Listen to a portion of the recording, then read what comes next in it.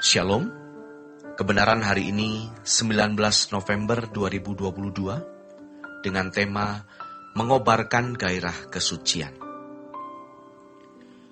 Bapak Ibu Saudara yang dikasihi oleh Tuhan, hidup ini singkat. Tetapi Tuhan dengan kebaikannya menyediakan berkat yang tidak terbatas. Tuhan memberikan sarana supaya kita bertumbuh menjadi sempurna. Tetapi apakah kita memanfaatkan momentum itu? Begitu di ujung maut, sekarat, barulah kita tahu betapa berharganya waktu yang kita miliki. Bukan hanya 1 jam, tetapi 1 menit saja berharga sekali. Jangan gunakan waktu untuk hal yang sia-sia. Seorang hamba Tuhan yang dipakai Tuhan, diurapi Tuhan dan berdampak, harus betul-betul mempersiapkan diri. Waktu yang akan menjawab nanti. Tidak perlu banyak bicara, sebab waktu yang akan menjawab di pengadilan Tuhan. Memang banyak tontonan yang menarik, lagu yang menarik, film yang menarik. Memang tidak melanggar moral umum jika kita menonton film atau menyanyikan lagu itu. Tetapi dengan melakukannya, kita kehilangan momentum, kehilangan kesempatan. Oleh sebab itu, kita harus mengobarkan gairah untuk mencapai kesempurnaan setinggi-tingginya. Gairah untuk mencapai kesucian setinggi-tingginya. Gairah untuk menjadi anak Allah yang berkenan setinggi-tingginya. Gairah itu harus kita kobarkan di dalam diri kita, sebab itu adalah pilihan. Dunia tidak bisa melarang kita kalau sudah memilih ini. Setan tidak bisa melarang kita kalau kita memilih untuk menjadi manusia atau anak-anak Allah yang berkenan. Dia bisa mengganggu, tetapi tidak bisa membatalkan kalau kita serius. Sebaliknya, Tuhan juga tidak akan menghalangi. Kalaupun ada intervensi dari Tuhan, hanya sekadar mengingatkan agar kita tidak memilih dunia. Ingat, Adam tidak dicegah memetik buah yang terlarang.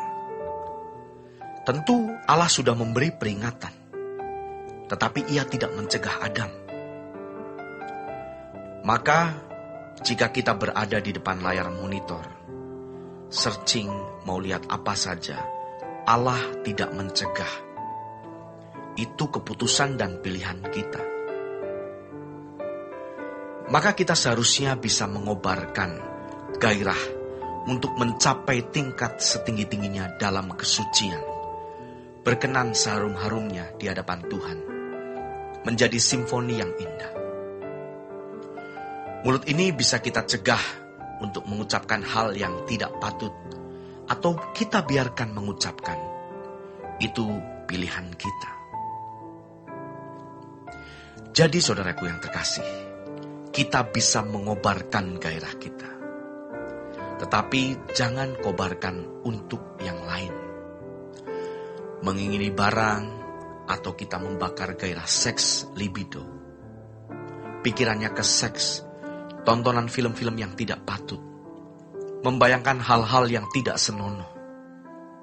Kita menjadi rusak. Saudaraku, kita tidak bisa melarang burung terbang di atas kepala. Tetapi kita bisa menghalau kalau dia mau membuat sarang. Ketika kita bangun tidur, rasanya tidak ingin berdoa. Kita kembali tidur saja, dan Tuhan tidak mencegah. Tetapi kalau kita bisa dan tidak melakukannya, kita kehilangan momentum.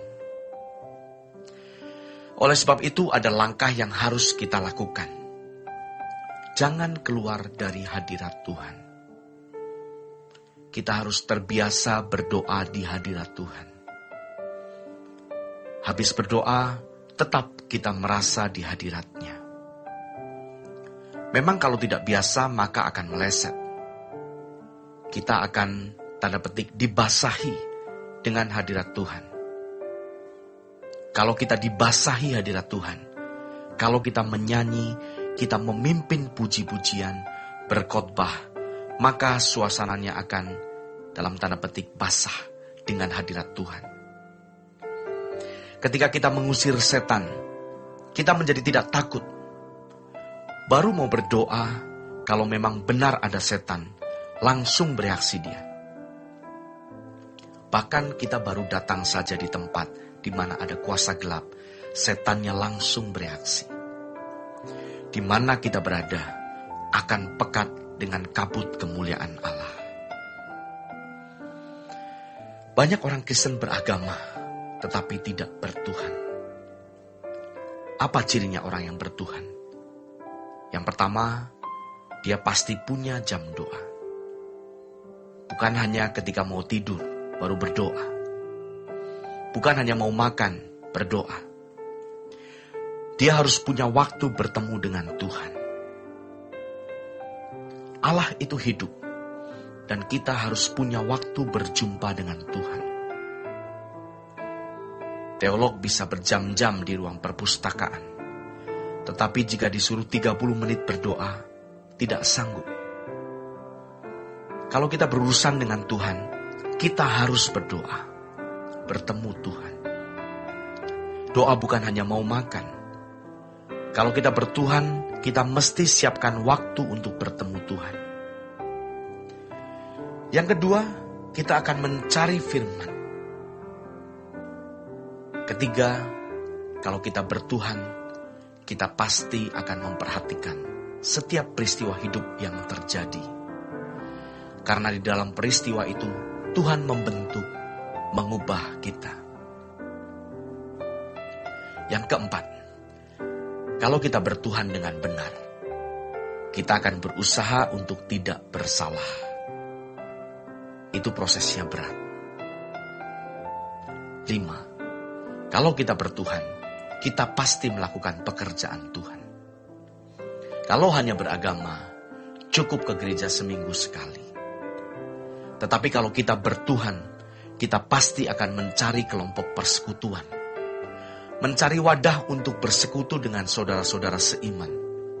Supaya bisa menguatkan dan membantu kita bertumbuh dalam kebenaran. Sehingga rohani kita bisa mengalami perubahan yang Tuhan kehendaki. Jadi, kita harus selalu ada di hadirat Allah. Dan hal ini tidak berlebihan. Karena apa? Karena tubuh kita adalah bait Roh Kudus. Sehingga mestinya kita bisa selalu ada di hadirat Allah. Demikianlah renungan pada hari ini. Tuhan Yesus memberkati.